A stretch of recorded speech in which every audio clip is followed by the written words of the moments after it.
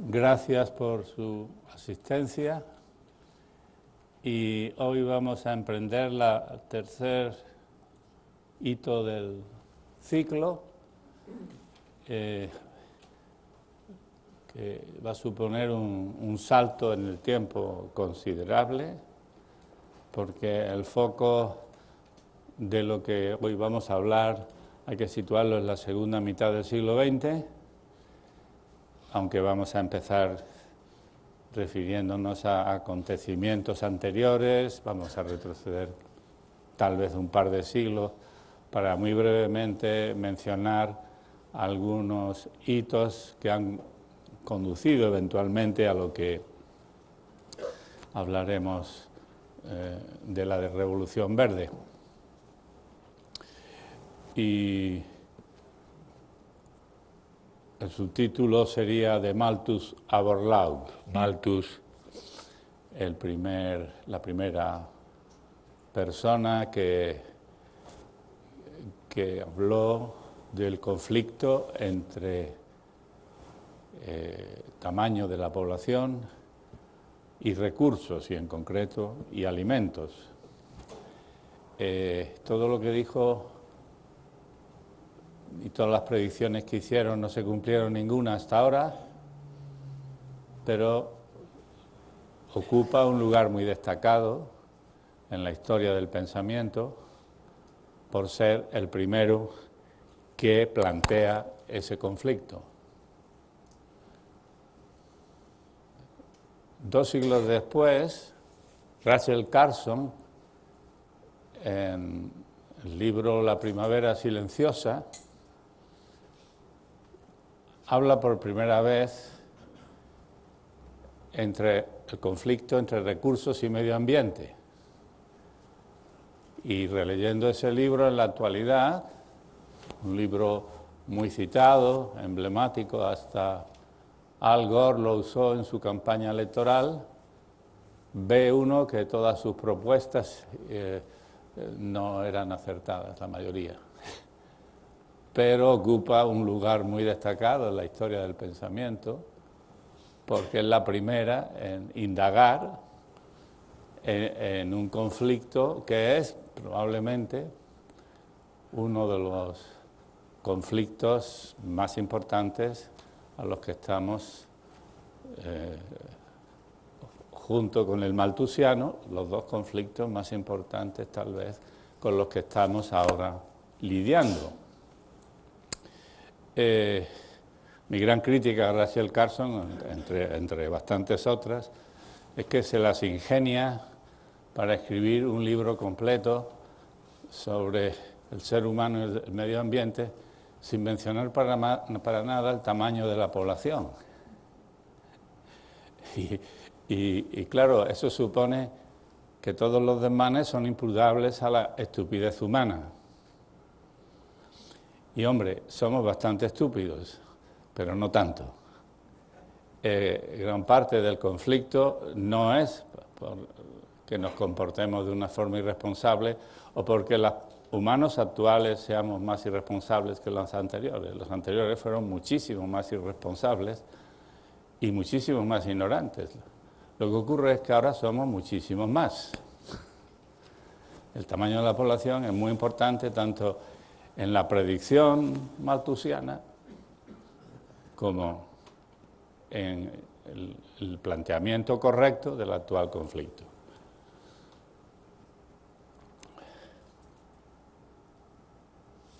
Robert Malthus escribió o publicó en 1978 de forma anónima el ensayo sobre el principio de la población, que es como se refiere uno a él, porque si mencionara el título completo, pues casi no habría que leer el libro, es larguísimo, ¿no? Cómo afecta al futuro mejoramiento de la sociedad, con comentarios a las especulaciones de Mr. Godwin y Condorcet y otros escritores. Ese libro tuvo un enorme éxito, se volvió a publicar enseguida ya en forma ampliada y ya con con la autoría de Malthus explicitada. Se hicieron hasta 6 ediciones, incluso posteriormente se publicaron 2 largos resúmenes por el propio autor, de manera que fue un libro de una enorme proyección en toda la primera mitad del siglo XIX. Básicamente, la idea, bueno, expone muchas ideas, me referiré luego a un par de ellas que tal vez sorprendan a algunos, porque claro, los que, como yo, nos enteramos de Malthus y tal, pues un poco de oídas, un poco superficialmente, pues nos centramos en su tesis central, que es que la población, que según él crece de un modo lineal, y la población que crece de un modo exponencial, que es lo que está aquí, y frente a los recursos cuya disponibilidad aumenta de un modo lineal, llega un momento, un punto de crisis en que la población crece más deprisa, la tasa de crecimiento de la población es superior a la de la disponibilidad de los recursos y en concreto en la disponibilidad de los alimentos.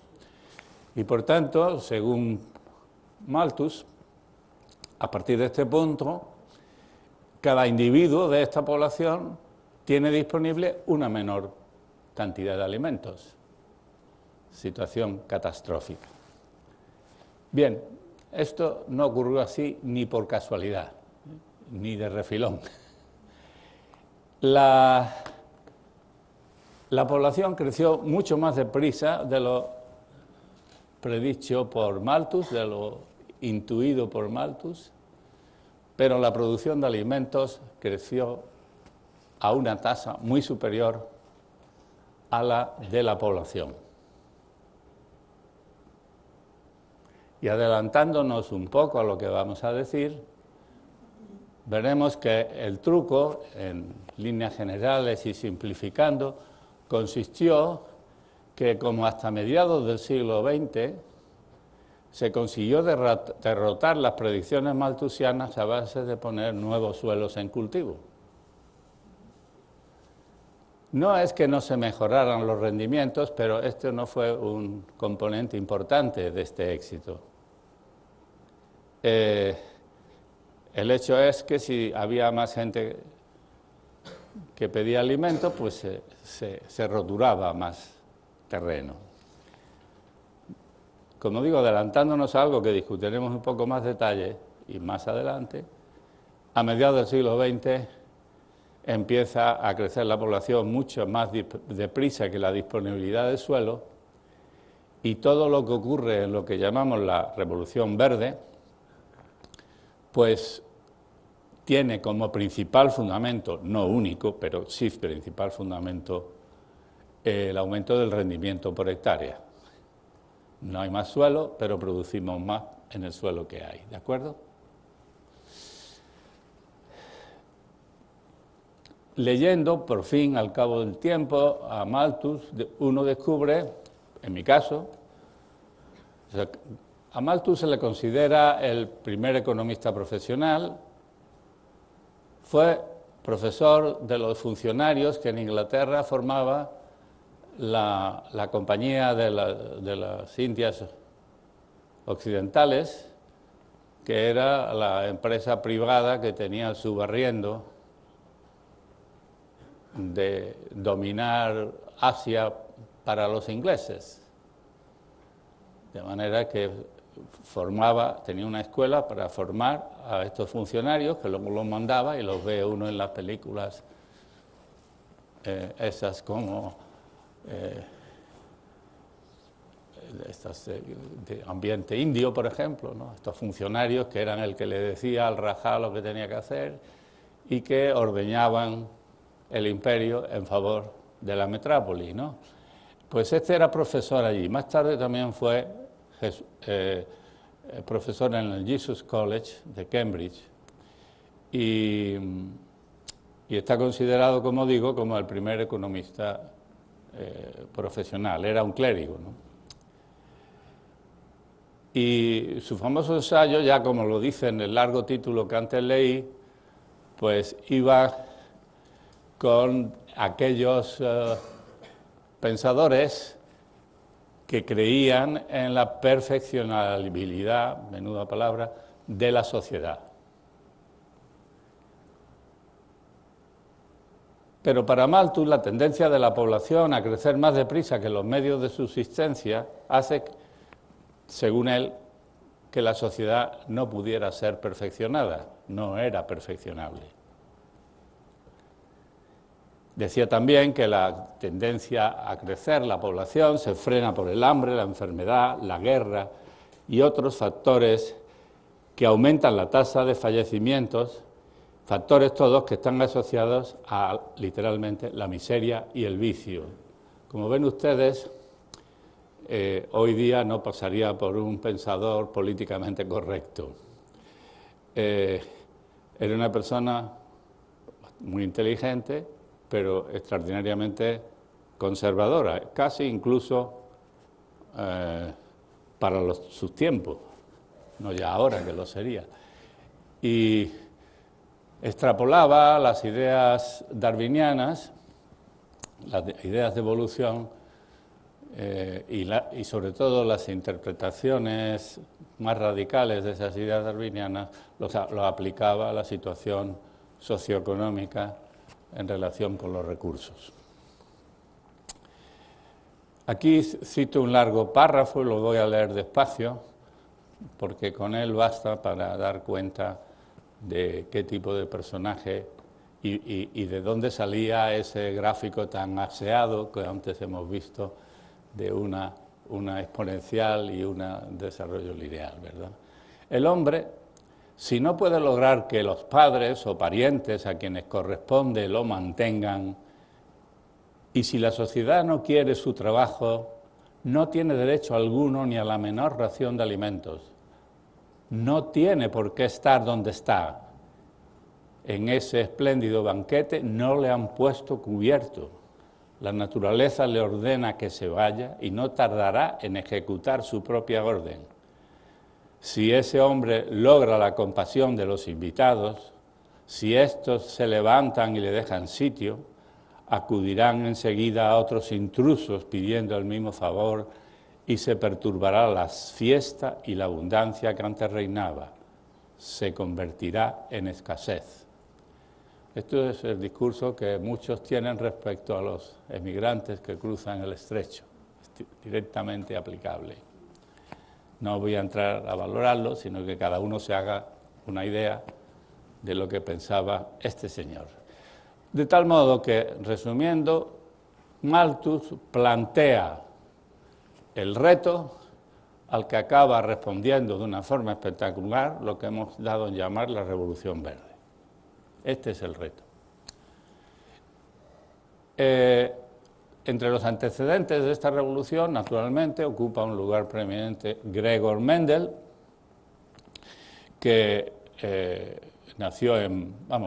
se crió en Breno y nació en Breno, en las afueras, era hijo de agricultor, y lo mandaron, no tuvo una gran vocación religiosa, por decirlo de una forma suave, se metió a cura porque siendo el X hijo del granjero que tenía que a su vez era medio esclavo del noble, pues no tenía otra salida. De hecho, después de cantar misa le exoneraron de tener que hacer labor pastoral. Sin embargo, era una persona muy singular y llegó a ser abad, aquí figura con abad mitrado, de tal forma que ocupaba un lugar en el, vamos a llamarle parlamento, donde estaban representados todos los señores feudales. Y de hecho en su tumba no aparece ninguna alusión a su contribución a la fundación de la genética, sino a que fundó una caja de ahorros. O sea que la no apreciación de las aportaciones científicas no es solo de los últimos gobiernos españoles y en particular el señor de Guindos, que tenía una idea bastante delirante de lo que tenía que ser, sino que viene ya de muy antiguo. En Chequia ya se decían cosas parecidas a lo que luego dijo Guindos. En el año 1866 publica la monografía más famosa de la biología, de la historia de la biología. Si pudiera equipararse en el siglo XX la publicación de la estructura del ADN en doble hélice por parte de Watson y Crick. Y esto fue la transcripción abreviada de dos conferencias que en 1865 dio en la Sociedad para el Estudio de la Historia Natural de Breno. Estas dos conferencias y esta monografía resumen un trabajo de muchos años, de muchísimos años. Y por tanto, han dado lugar, al ser tan compactada la presentación de un trabajo muy extenso, a que se hayan hecho muchas preguntas respecto a este trabajo, hoy completamente validado, porque el que heredó su puesto como abad del monasterio quemó todos sus papeles, no sus libros, sino sus papeles, sus cuadernos de laboratorio, lo llamaríamos hoy, ¿verdad? Por tanto, no hay forma de reconstruir cómo llegó a muchas de las cosas y resultan chocantes algunos de los resultados que, por otra parte, son correctos. ¿De acuerdo?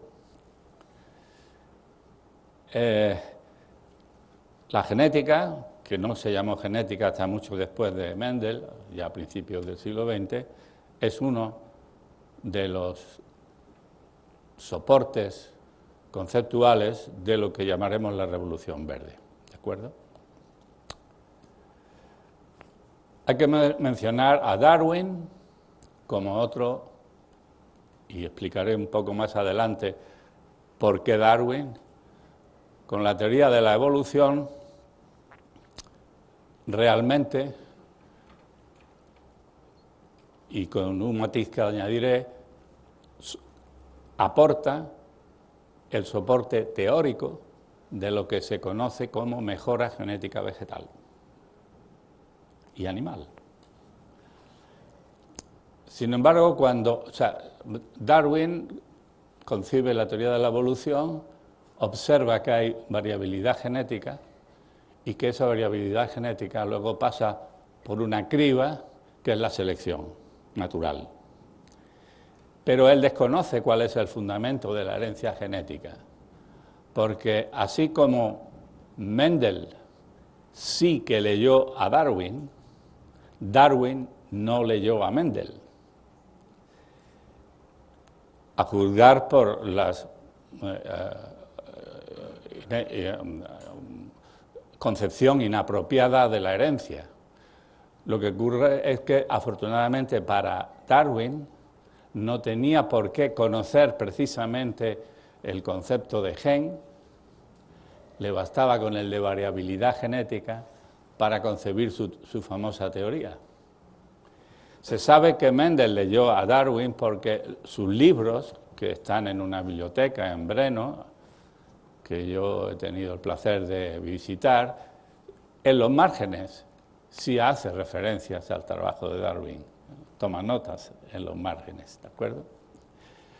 Darwin es otro de los pilares, como veremos, de lo que se considera la mejora genética vegetal y, en definitiva, de la Revolución Verde.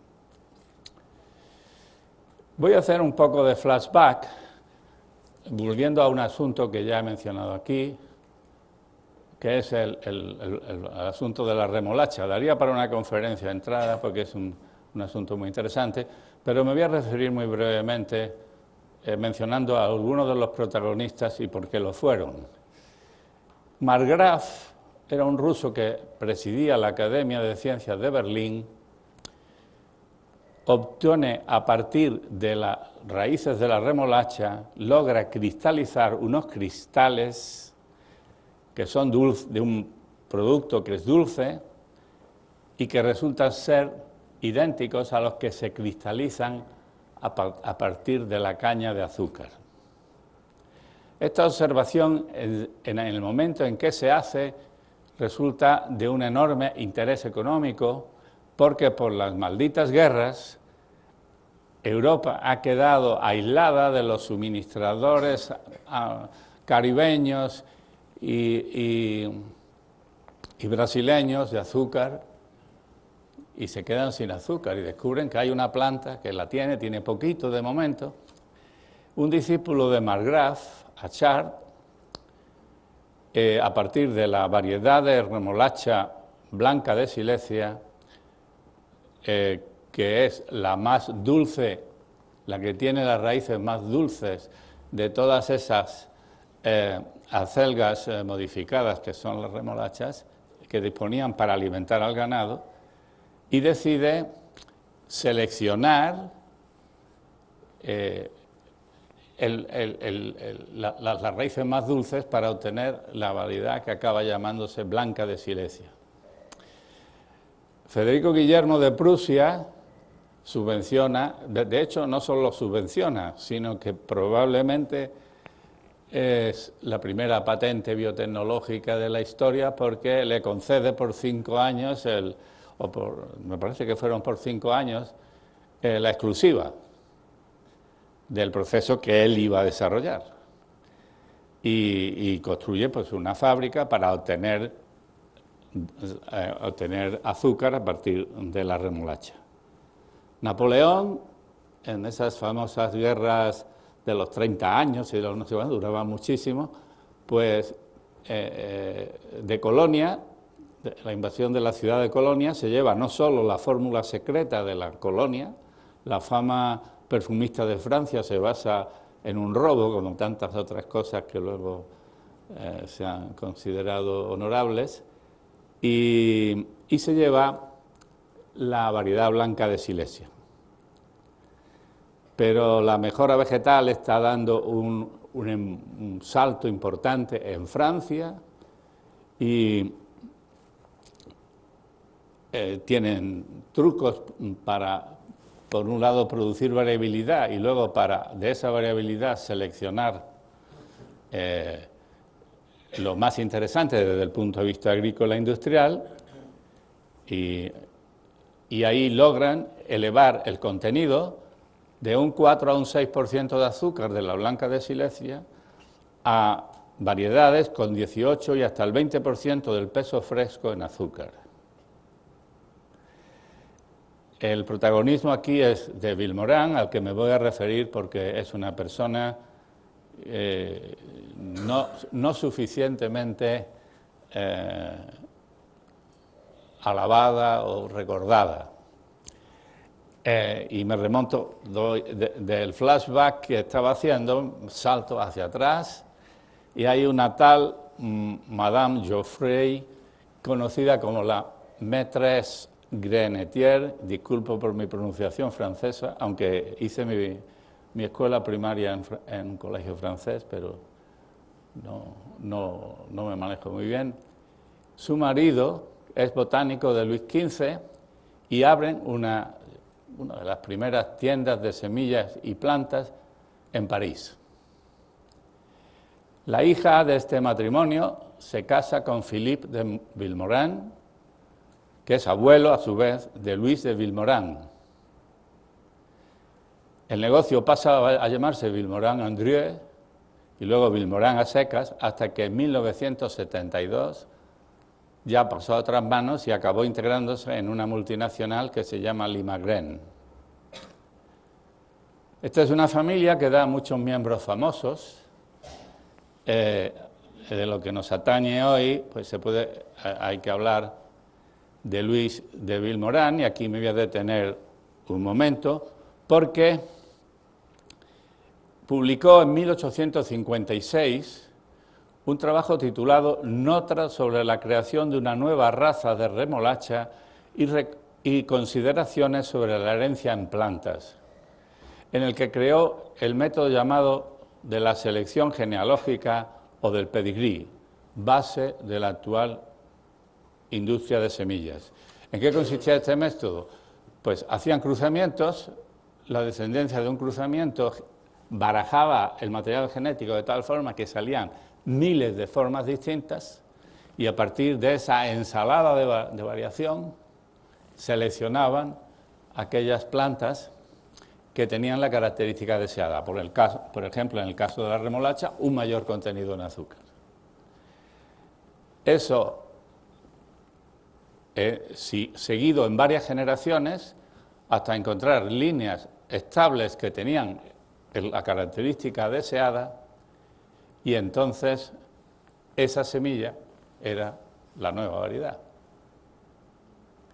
Es decir, que probaban el rendimiento, no solo el contenido, sino el rendimiento por hectárea de la nueva variedad, antes de multiplicar la semilla de eso y venderla comercialmente. El éxito comercial no cabe duda porque dura hasta nuestros días, o todavía si vamos a una estación de tren o a un sitio de eso nos encontramos las ventas de semillas, que aparece todavía el nombre de Vilmorin. Otro Vilmorin que es importante, pero no voy a hablar, que fue uno de los primeros trigos de alto rendimiento que hubo en Francia, y fue autor de eso. Por dar un toque tipo Ola, de la familia, bueno, los Vilmorin acabaron siendo duques y grandes nobles del reino.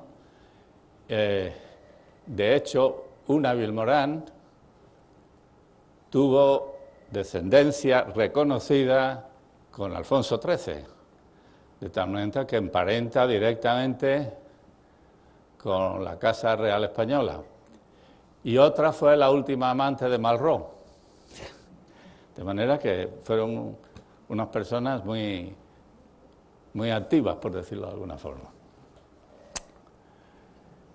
Lo importante de la aportación de Vilmorin como la de Achard es demostrar que es posible, a partir de una planta con unas ciertas características agronómicas, otra con las características altamente mejoradas, siguiendo básicamente el método desarrollado, porque Achard realmente lo que hace es seleccionar, usa la variabilidad que a lo largo de los siglos ha ido generando de la acelga una acelga más apropiada para usar en alimentación animal. Y de ahí del costado de esa acelga sale la remolacha. De manera que Vilmorin no tenía ninguna forma de crear variabilidad, que es el secreto de poder seleccionar. Si no creas variabilidad de partida. Claro, Darwin se da cuenta que se genera variabilidad de forma natural porque ya hemos mencionado aquí que cuando se copia el material genético hay una tasa de errores a pesar de que las células tienen una maquinaria de corrección de pruebas cuando se hacen estas copias, pero aún así hay una tasa de errores. Gracias a esos errores, de una sola célula primigenia ha salido toda la variabilidad biológica que somos capaces de observar y mucho más que no somos capaces de observar, salvo que seamos microbiólogos y tengamos las herramientas apropiadas, ¿de acuerdo? Entonces, realmente, si se fijan en las fechas, Vilmorin se adelanta 3 años a la teoría, con la práctica. Demuestra en la práctica que lo que luego va... Eso no lo he visto a nadie escrito, pero esa es la realidad. Vilmorin demuestra en la práctica lo que 3 años más tarde va a ser elaborado como una teoría por Darwin. Darwin no lee a Vilmorin, y no sé si Vilmorin leyó a Darwin. ¿De acuerdo? Normalmente, las aplicaciones en contra de la creencia popular y la creencia de muchos científicos básicos, las aplicaciones no es eso que dicen primero la ciencia y luego la aplicación, eso ocurre, y en el tiempo que corren ocurre bastante, pero históricamente no ha sido así. La aplicación de materia orgánica ya está en Columela, del que hablamos la semana pasada, y no se demuestra por qué hace eso, es decir, la ciencia que incide sobre el abono con estiércol no se dilucida hasta 18 siglos más tarde, ¿no? Y hay cientos de inventos cuyo fundamento científico se averigua a posteriori, ¿no? Aquí, pues vuelve a pasar algo de eso, que es que en este trabajo de Villemorán se ha reproducido experimentalmente en condiciones confinadas el proceso evolutivo, creando artificialmente variabilidad por cruzamientos artificiales, usando el polen de una variedad para polinizar a otra variedad y de esa descendencia seleccionando lo que interesa, y por tanto es una cosa remarcable. Y de aquí que tanto Darwin como Mendel estén en la corriente de pensamiento de tal.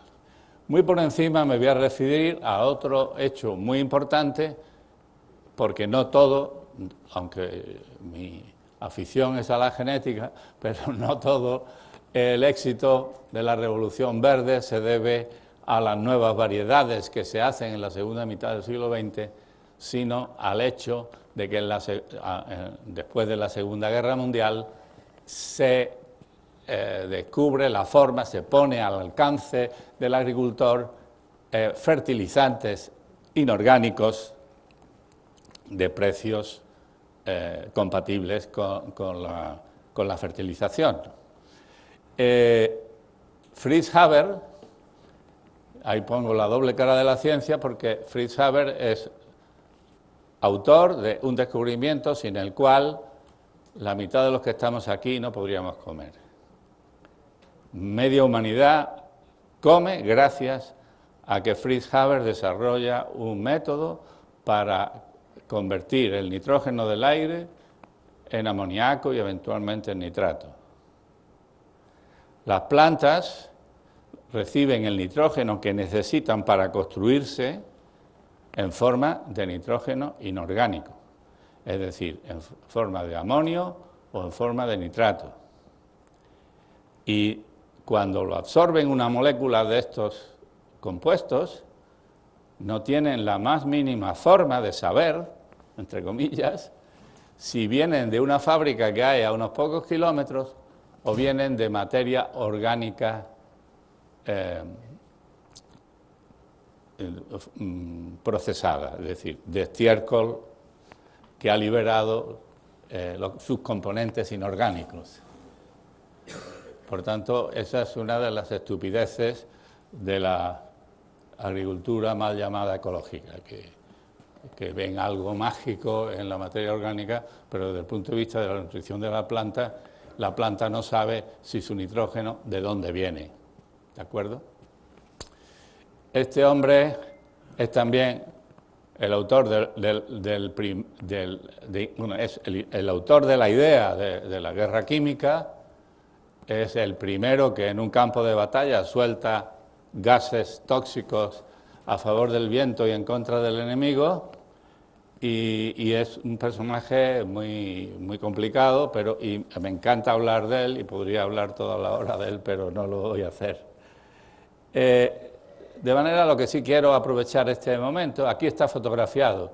Él era judío y por tanto no le dejaron dedicarse originalmente a la carrera militar en Alemania de aquel tiempo, antes de Hitler, mucho antes, pero ya tenían restricciones los judíos. Pero sí participó en la Primera Guerra Mundial y entonces llegó a un cierto, me parece que llegó a comandante o algo de esto, y iba con el uniforme hasta los congresos científicos. Y a pesar de eso, Hitler lo acabó echando por judío. Pero aquí aprovecho para decir que hay una serie de cosas, además de la genética, para que nadie me acuse de presentación sesgada, como son el desarrollo de los fertilizantes, de los herbicidas, de los reguladores de crecimiento, de los insecticidas, de los fungicidas, sin los cuales tampoco podríamos comer en los tiempos que corren. Otra cosa es que en unos casos estén bien usados y en otros casos puedan no estar bien usados. Pero no tenga la menor duda de que sin estos elementos no comeríamos una buena parte de la humanidad.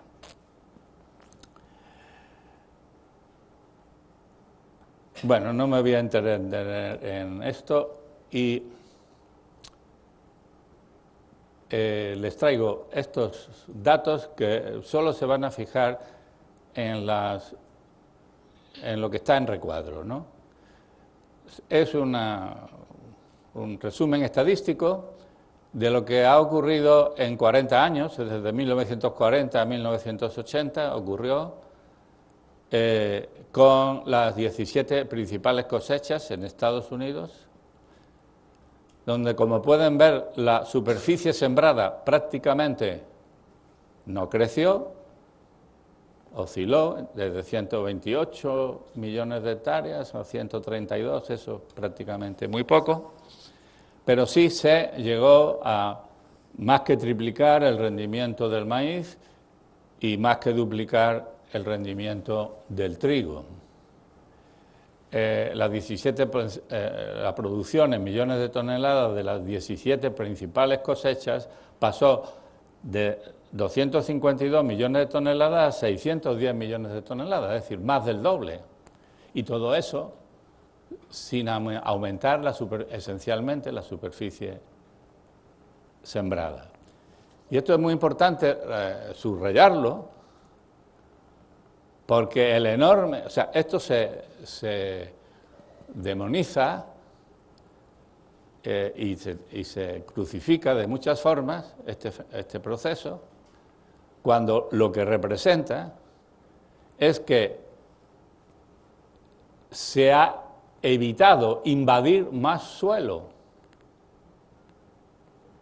virgen para cultivar. Y la mayor agresión de la agricultura al medio ambiente es la mera roturación del suelo. Esto se oculta por todo el movimiento ecologista porque piensan, a ellos les parece estupendo que para producir la misma cantidad tengan que usar más suelo.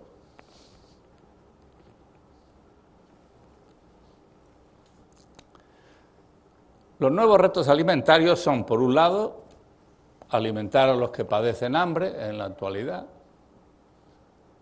que hay que decir que en parte que tiene relación o tiene un componente técnico, la relación con la capacidad de producir alimentos, pero inciden, como todos ustedes saben, otros factores, de tal modo que en muchos sitios donde hay alimentos pasa hambre porque no se puede comprar el alimento, que es otra cosa. El precio del alimento es muy importante. De eso hablaremos la próxima semana. Y luego hay que alimentar a una futura humanidad ampliada. La humanidad sigue en crecimiento y tendremos que alimentarla. De eso también hablaremos la próxima semana. No es prioritario buscar nuevos alimentos. Se ha producido una revolución en la forma de recolección, de la conservación, del transporte, de la distribución, de tal modo que cuando se entra en un supermercado actual, uno se encuentra ante la mayor diversidad de alimentos a que jamás la especie humana se haya enfrentado. Uno acaba antes haciendo la lista de los que conoce y ha probado alguna vez, de los que no conoce y no ha probado nunca. Por tanto, la prioridad es producir más calorías con una diversidad como la actual es suficiente, pero no es, digamos, prioridad primaria, ¿no? No es producir nuevos alimentos. Aparte de que todo lo que están vendiendo como nuevos alimentos son alimentos que desechamos hace mucho tiempo, que esa es otra historia, pero no quiero perder el tiempo con ello.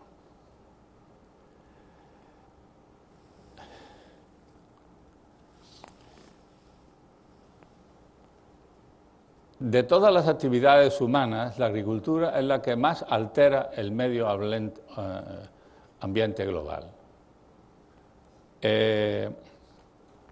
el primer día dijimos que era la ingeniería que mayor impacto había tenido sobre el planeta, en términos de transferencia de energía, en términos de flujos hídricos, casi de muchas formas que la miremos. Y aquí ven ustedes lo que está ocurriendo. La población crece según las barras rojas, en miles de millones de personas. Se supone que para el año 2000 estaremos tal vez en los 10.000 millones, tal vez algo menos. Estas predicciones no son hechas con una alta precisión o fiabilidad, pero en fin, son las mejores que somos capaces de hacer. Y vean ustedes en verde la superficie media cultivada por habitante en décimas de hectárea, ¿no? Que está la escala aquí. Bueno, ¿eso qué quiere decir? Que si en el 50 disponíamos de 5 hectáreas, ahora disponemos de 2 décimas, perdón, 5 décimas, o sea, media hectárea, ahora disponemos de menos de un cuarto de hectárea por persona. Eso lleva a que por mucho que podamos modificar nuestra dieta, que eso sería motivo de otro curso que a mí me gustaría, que he dado aquí hace ya muchos años, el hecho es que por mucho que ajustemos la dieta, comamos menos carne, hagamos algún tipo de manipulación, de eso hablaremos el próximo día, no hay más salida que producir más por hectárea.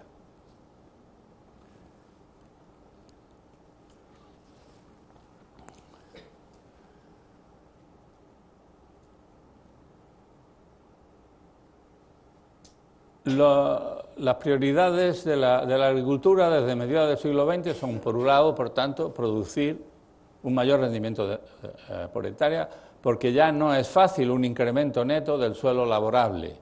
Esto entra en crisis a partir de mediados del siglo XX. No es que no aumente la superficie cultivada, que algo aumenta, pero se destruye el suelo laborable por miles de procesos muy difíciles de controlar. Todas las autovías que se han construido en España han hecho desaparecer miles de hectáreas de suelo laborable óptimo. La desertificación, la salinización, una serie de procesos de degradación del suelo laborable, pues hace que, por mucho que aumente, que no aumenta mucho, acaba casi sin llegar a serlo lo comido por lo servido. Desde luego, nada que ver con la creciente demanda de una población en aumento constante, ¿de acuerdo? Por tanto, mucho más limitante va a ser el consumo de agua dulce renovable. En eso vamos a entrar en conflicto mucho antes que con el alimento, y se muere antes de sed que de hambre. También estamos bastante al límite de la energía consumida por unidad alimentaria producida. Y tendrá que hacerse con una mayor compatibilidad medioambiental, porque la agricultura ha sido adversa al medio ambiente, tanto más adversa cuanto más primitiva, en contra de la creencia popular. Parece que cultivando como nuestros abuelos, no. Porque el error que se comete es referir el impacto medio ambiente a la hectárea. Pero en realidad a lo que lo tenemos que referir es a la caloría consumida. Cada vez que consumimos 1000 calorías, ¿qué impacto tenemos? Cada vez que nos comemos un bocadillo, ese bocadillo, ¿qué representa de impacto al medio ambiente? Si somos capaces de producir más bocadillos por hectárea, su impacto será menor. Y esto nos lleva a la segunda mitad del siglo XX y la Revolución Verde. Los hitos de la mejora genética moderna este es un hito técnico no fácilmente comprensible por el LEGO, pero es la búsqueda de un método para hacer las plantas autógamas, tienen el órgano femenino y el masculino, para ser masculinamente estériles, androestériles. ¿De acuerdo? Esto es fundamental para producir viablemente híbridos, que es uno de los secretos de la genética vegetal, de la mejora. El maíz híbrido, claro, el maíz es el primero que se comercializa con semilla híbrida. En el maíz es posible conseguir la androesterilidad de una forma mecánica, costosa pero viable, que consiste en con unas tijeras cortar la flor masculina que está en el extremo del tallo. Si hacemos eso con una planta de maíz, el único polen que puede fecundar las mazorcas tiene que venir de otras plantas, y eso permite hacer un híbrido. Uno siembra una fila que va a actuar de macho, otra fila que va a actuar de hembra. A la que va a actuar de hembra se le corta el penacho y es androestéril. Pero aún así es muy costoso y no digamos si lo que queremos es hacer endivia híbrida o cosas de este tipo. Y eso se consigue en algunas especies vegetales, pues se contrataba a China el que esterilizaran a mano, porque es un trabajo, como aquí decimos en castizo de chino, es un trabajo minucioso, difícil. Sin embargo, por vía genética se obtienen plantas androestériles por vía genética y estas actúan perfectamente de hembras en el cruzamiento para obtener un híbrido, ¿de acuerdo? La dilucidación de la base genética de la resistencia a enfermedades. Entre las variedades de una especie y frente a un hongo, a una cepa de hongo concreta o una línea bacteriana concreta, hay unas variedades que la resisten y que no sufren enfermedad a causa de ella, y otras que no la resisten y enferman.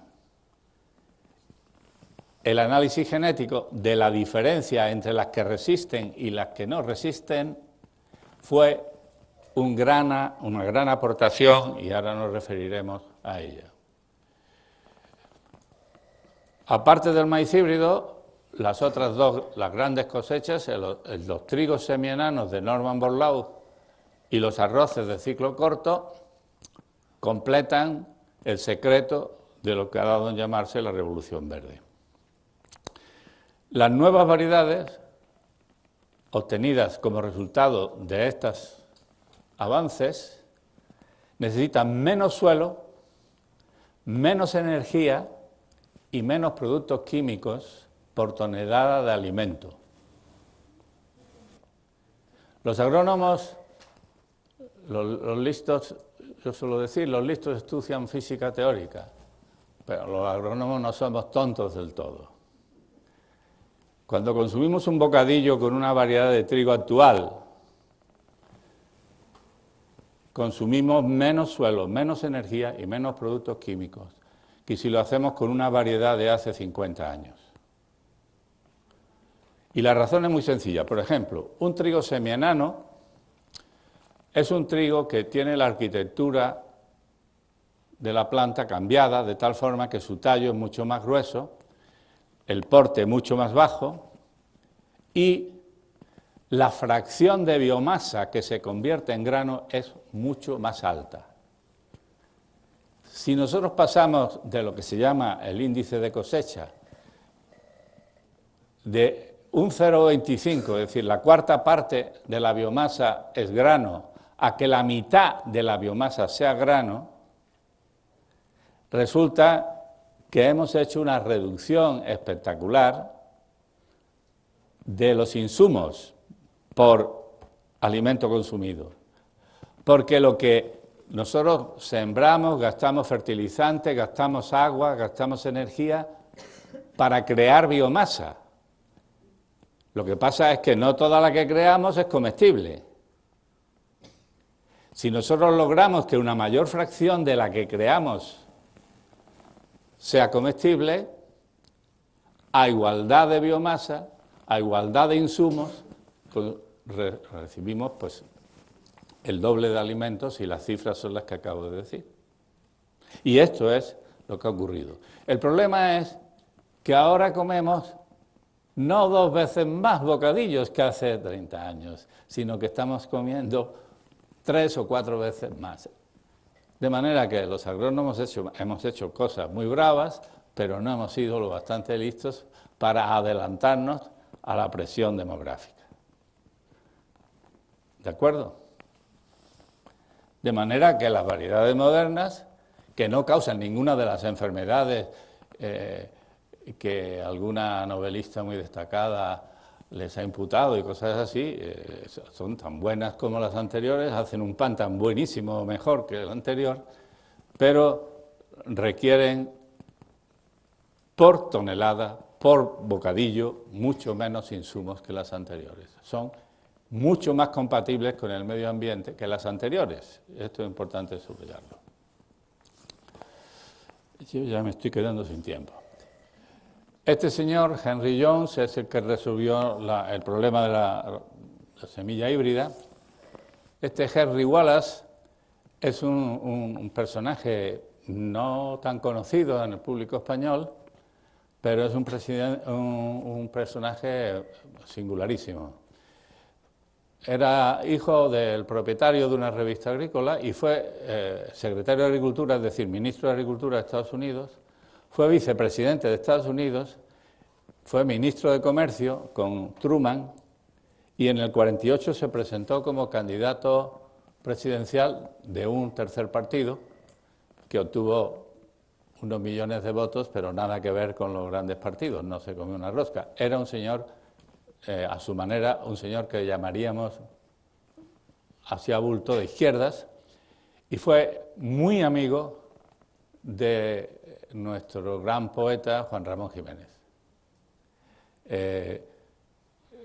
Juan Ramón Jiménez vivió en Washington y vivió con él, le llevaba frutas y cosas y verduras a Juan Ramón Jiménez, y en Españoles de dos Mundos, que me parece que se llama así el libro, que mi memoria de Juan Ramón Jiménez, le dedica un montón de páginas y lo llega a comparar con los místicos. Pues este señor, aparte de que tuvo una influencia muy positiva en la agricultura americana, desarrolló la primera empresa de semilla híbrida de la historia, que es la empresa Pionier, que también ha llegado hasta la actualidad ya en otras manos. Ha sido empresa familiar hasta hace muy poco y desarrolló el maíz híbrido basándose en una observación que ya Darwin conocía, que era que si uno tenía dos variedades de plantas que eran homocigóticas, es decir, que descendían de la misma línea, si se cruzaban entre sí, se formaba un híbrido y ese híbrido era mucho más vigoroso que las dos líneas puras. Este es el secreto del éxito arrasador del maíz híbrido. No solo del maíz híbrido, que al maíz híbrido luego siguieron muchas otras especies cultivadas híbridas. Stackman fue el que estudió por primera vez la herencia de la virulencia de un hongo patógeno, la roya del tallo, Puccinia graminis, y de la resistencia por parte de la planta a la roya del tallo. De manera que hay un juego de genes del hongo y genes de la planta que juegan al escondite, de tal forma que de pronto el hongo muta un gen y si antes no era capaz de atacar a la planta, logra atacar a la planta y de algún modo la planta en sucesivas generaciones muta otro gen, lo estoy simplificando, que hace que de pronto resista a la nueva cepa del hongo, ¿no? Es una carrera evolutiva entre el patógeno y el potencial enfermo, ¿no? Pues tanto como Borlaug, Este fue maestro de Borlao, le dirigió la tesis a Borlao en un departamento en el cual yo estuve de profesor visitante, pero mucho después, y no me cayó ninguna de esas beneficiosas enseñanzas. Y esto nos lleva ya a los últimos minutos a Norman Borlaug, que, como digo, discípulo de Stachman, que en 1944 es reclutado como un joven completamente desconocido, recién terminado su tesis doctoral, para un proyecto conjunto del Gobierno de México con la Fundación Rockefeller porque los trigos mexicanos estaban siendo arrasados por nuevas cepas de roya, que resultaban ser extraordinariamente virulentas contra estos trigos y no lograban cosecha de trigo. Y entonces él empieza con el bagaje de un mejorador clásico de plantas. Para que se hagan ustedes una idea, introducir un gen de resistencia en trigo hay que hacerlo por cruzamientos sucesivos y lleva unos 10 años. Convertir una variedad sensible en resistente lleva unos 10 años. Lo primero que idea este hombre es apropiarse, o sea, montarse 2 campos de experimentación, uno en Yaqui, a 29 metros de altitud y 28 grados norte, y otro en Toluca, a 2.600 metros de altitud y 18 grados norte. Eso le permite obtener 2 cosechas al año. De manera que lo que siembran en Yaqui, lo plantan, lo recolectan, lo valoran, seleccionan lo mejor y van corriendo a sembrarlo en Toluca. Y lo que han sembrado en Toluca, lo recolectan y van corriendo a sembrarlo en Yaqui. Con eso, en 5 años, convierte las variedades predominantes en México y mejora las variedades predominantes en México y además las hace resistentes. Ese es su primer huevo de Colón. Después de eso, en el departamento de Minnesota que yo estuve, pues los maíces se sembraban en Minnesota, que es un clima continental frío, y en Honolulu. Yo no llegué a ir a Honolulu. El caso es que la otra gran aportación es que se da cuenta de que el secreto de producir más trigo, uno de los secretos consiste en poderle suministrar más nitrógeno. Y el problema de las variedades tradicionales es que cuando se suministraba más nitrógeno se encamaban, es decir, se tumbaban, se alargaban demasiado, eran frágiles, cuando soplaba un poco de viento se tumbaban y aquello no había quien los recolectara. Y entonces le introduce un gen para enanismo de una variedad japonesa. Y con eso, esa operación es muy interesante por muchas razones. Una de ellas es porque obtiene los trigos semienanos a los que antes he aludido.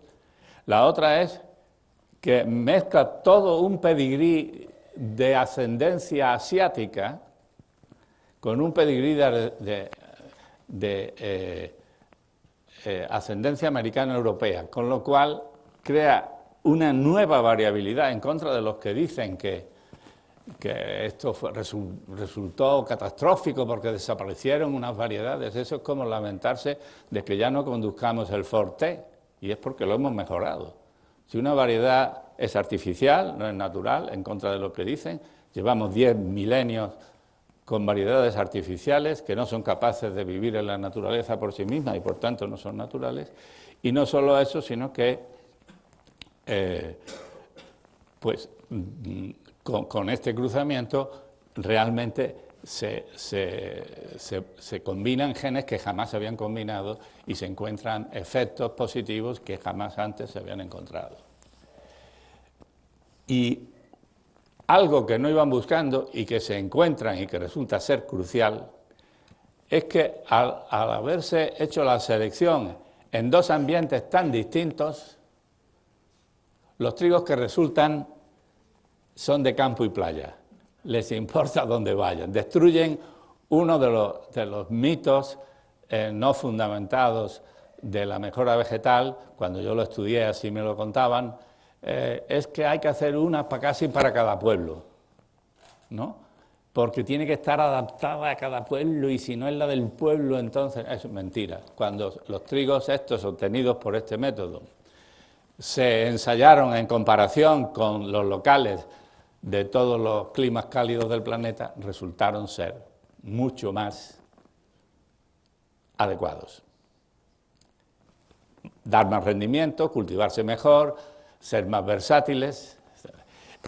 No solo eso, sino que otra de las críticas de salón que se han hecho a estos trigos es que requieren muchos abonos. A abono cero, aquí tienen, mire. Bueno, voy a adelantarme y aquí tienen. En la línea recta esta, a lo largo de entre el 50 y el 85, las nuevas variedades que van saliendo sin abono nitrogenado rinden 3 veces más que las que existían en el 50, más grano. Pero además, por cada kilo de nitrógeno que nosotros ponemos en la hectárea, obtenemos más trigo con una variedad moderna que con una variedad antigua. Porque si nosotros ponemos nitrógeno, una misma cantidad de nitrógeno produce el grano que va de aquí a aquí, es decir, el grano que va desde esta línea a esta línea, ponemos nitrógeno, producimos más grano. Pero es que aquí la misma cantidad de nitrógeno produce lo que va de aquí a aquí. Por tanto, nada de las acusaciones al uso tienen fundamento. La eficiencia favorece al medio ambiente. Aquí tienen datos españoles de qué superficie en metros cuadrados se necesita para producir una tonelada de maíz a lo largo de los años. Si nosotros aquí, si no tuviéramos mayor demanda de maíz, podríamos dejar como terreno agreste todo lo que va de aquí, todo lo que va de aquí a aquí. O sea, que no digan tonterías, ¿no?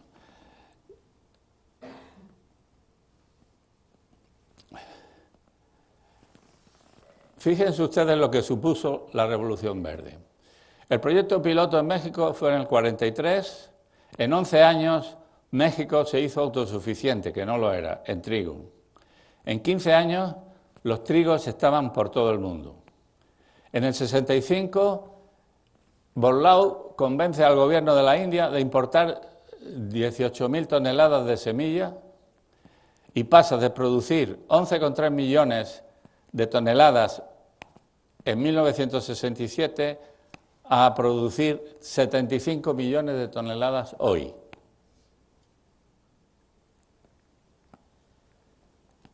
La diferencia entre 11 y 75 millones de toneladas son, si solo comieran trigo, que no es el caso, pero por hacer un ejercicio mental, representan las calorías anuales de 400 millones de personas. Personas que no hubieran comido si no hubiera sido por esta aportación. Porque el trigo ni se usa esencialmente como pienso, ni se puede conservar en cantidades infinitas, ni nada. Ese trigo producido ha sido consumido, y ha sido consumido por personas que de otra forma hubieran pasado hambre. Y eso es fundamental que se sepa. Por supuesto, una revolución agrícola de esa dimensión en la India, Pakistán duplicó su cosecha y en 3 años se convirtió en de ser el principal recipiendario de ayuda exterior alimentaria a exportar trigo a Tailandia. Borlaug es responsable de que hayan comido, vamos a decir en números redondos, 1.000 millones de personas que de otra forma no hubieran comido. Y eso, aún así, le dieron el Premio Nobel de la Paz, por supuesto. Y nada, bueno, para no alargarme, voy a mostrarles algunas imágenes. Esto era redundante. Este es el señor Borlau, en pleno campo. Esto es en la Universidad Politécnica de Madrid, donde se le hizo doctor honoris causa. Aquí está un miembro del público con Borlau comiendo. Esta es la portada de mi último libro sobre este tipo de temas, más de lo que voy a decir en el próximo día. Pero aquí lo muestro porque ustedes ven, esto es en Nepal, esta es una niña que está en primer plano, pero en segundo plano ustedes ven una ladera. Son bancales estrechísimos que solo caben 3 líneas de trigo, muy arduos de trabajar. Por eso allí está prohibido casarse hasta los 19 años, pues hay unos pictogramas que invitan a los niños a no casarse, pero se casan a los 12 porque van buscando desesperadamente mano de obra. Por eso ya dijimos el primer día que la agricultura es un motor de la demografía, es una bomba demográfica, ¿no? Se buscan más niños, sobre todo niños, para la mano de obra que requiere, y esos niños requieren comer también, y entonces necesitan más agricultura, más niños, más agricultura. Es una espiral demográfica, ¿no? Pues en este sitio estuvimos hace mucho tiempo. Esta es una foto reciente, pero estas laderas del Himalaya están cultivadas con un gran trabajo, y estos son trigos de Borlau, en contra de lo que dicen, que parece que solo realmente han beneficiado a países en desarrollo en todo el mundo, y también a los desarrollados, porque han resultado ser buenos para todos. Aquí en España, si nosotros tuviéramos que pagar royalties por los trigos semienanos, teníamos que pagar vamos a decir, unos 1.000 millones al año. Lo más que llegó a pagar España de financiar el proyecto altruista de Borlau fue 100 millones de pesetas, de las antiguas pesetas. O sea que todos ustedes han comido trigos productos de esta aventura. Y bueno, pues aquí termino. Me he pasado un pelín, pero no mucho. Gracias.